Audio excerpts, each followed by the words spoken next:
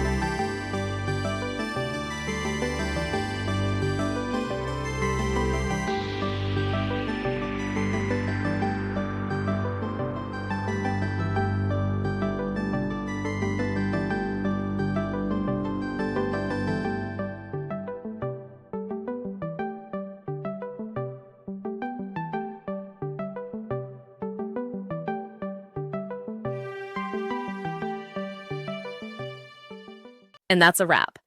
I hope you found the answer you were looking for. If you did, take a second to hit that subscribe button. It really helps out. And let me know in the comments which solution worked best for you. See you next time in the debug zone.